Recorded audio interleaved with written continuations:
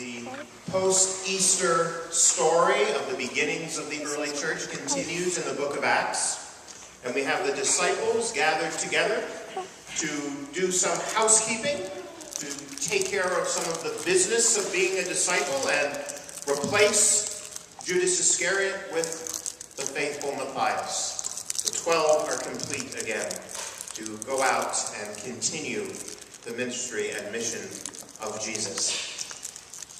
The gospel today, following the book of Acts, is a little bit different because it does kind of a chronological backflip for us and takes us just to the end of a long series of discourses that Jesus gives us before he goes to the Garden of Gethsemane to pray and be arrested and then escorted to Pilate. And this series of discourses ends with a lot of discussion about the world.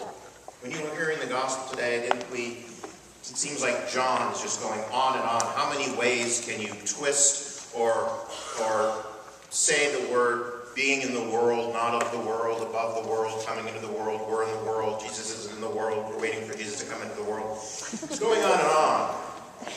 And John is wonderful, and if you ever want to really unpack that, it's a great thing to do.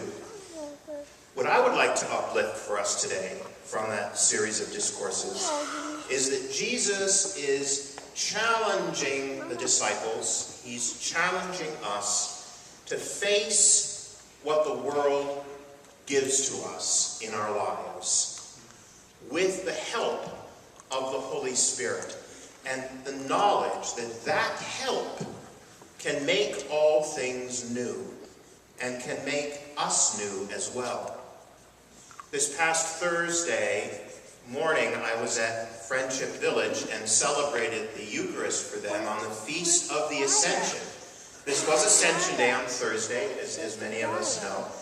That day when we commemorate the moment that the disciples saw Jesus in his resurrected form ultimately transcend the world and go into heaven. Very dramatic and wonderful event. And it always takes me back to the first time I visited the Church of the Ascension in Jerusalem. It was a very, very hot day. There were no clouds in the sky. It was dry, unlike it is this morning. It was dusty. We got off the bus, we got to the church, and every door of the church was closed. It was locked. We went around and round, and we couldn't get into the church. So our guide said, well, just imagine what took place here, and pray, and just take a few moments to yourself. So I did that and continued walking around, and I wound up in a little gardener's shed in the back of the church. And in there, this wizened elderly man was potting plants. And I thought to myself, wow, in a place that has been described, the Holy Land has been described as a place where there are way too many people, it's way too hot, and there's not nearly enough water. So here is this man giving the precious resource of water to make something live in this church, in this little garden on the site of the Ascension. It reminds me of a poem by W.H. Auden, who talks about our search for God in life.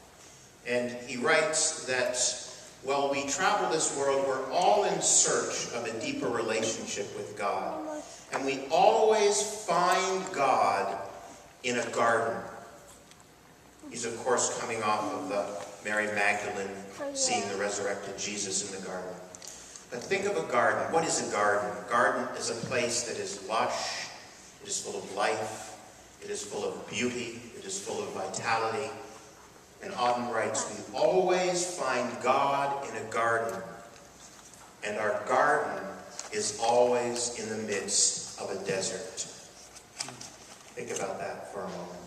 Our garden where we encounter God is always in the midst of the desert. So as we travel through this world, we are faced with these challenges that Christ promises the Holy Spirit will help us to overcome and to get through these desert places and to find and come to our garden. Now, I'd like to offer us an illustration today of that garden in a desert by way of a story that many of you have heard me tell before. But I've never brought in illustrated pictures of that story, which I did today. And I'd like to invite you to come and look at these at the end of the service.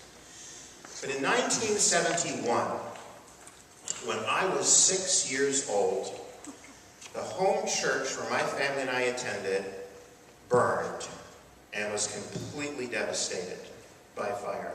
And I watched it go from the JCPenney parking lot, and the stained glass windows melted, and the bells crashed out of the tower, and the fire department was bringing in fire engines from New York State over to Vermont. It's an hour ferry ride across the lake, and they're just bringing, on the ferry, they're bringing in fire engines. They had more fire engines around that church. The church took up a whole city block. It was a huge complex. They just couldn't get enough fire engines close enough to it. They were just packed. I asked my dad, of course, they're going to be able to fix the church, aren't they? No, they're not going to be able to fix the church. Instead, they built a new church. And when they did, they switched locations of the church for a complicated situation. But they gave the city, the Episcopal Church a beautiful new site overlooking Lake Champlain and the Adirondack Mountains. And it just was stunning. And they went from a Gothic 1830, very traditional Anglican-style church to what we affectionately call today as the Christ bunker. It's a poured concrete building, which is very, very simple. It's very stark. It's very modern. But it allows the inside to take on all kinds of very dramatic changes however they want to do it. And they have a great commitment to the arts in that congregation. And there's a picture of the fire here, of the new church here. There's a very unusual picture of the back of the church, the chancel. And I want to explain it to you, because here's the theology of this illustration. It's made up of hundreds of little rectangles of color. The floor of the cathedral is slate rectangles that are of the exact same dimension as the color rectangles. And if you're in the cathedral, this whole side of the cathedral is one enormous piece of plate glass. It's like 40 feet high, and it overlooks the lake and the mountains. The chancel has a direct view of the lake and the mountains as well. But they didn't put a window there because they wanted everyone to be focusing on the altar and what was happening.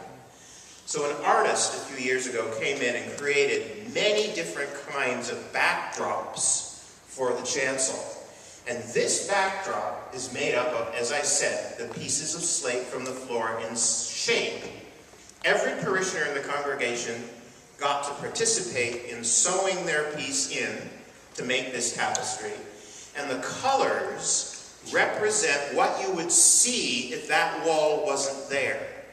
It's the lawn, green, it's the blue of the lake, and it's the Adirondack Mountains in the distance in full fall color, which is why it has that sort of explosion of color. So as you look at this, you can sort of imagine that, and I've taken a photograph. I went outside around and snapped a shot of exactly what you'd see if that wall wasn't there, so you can look and see how that tapestry connects. And this is an example of a people who found themselves amidst ashes, the ashes of their house of worship. What more difficult thing, what more desert-like experience could you have?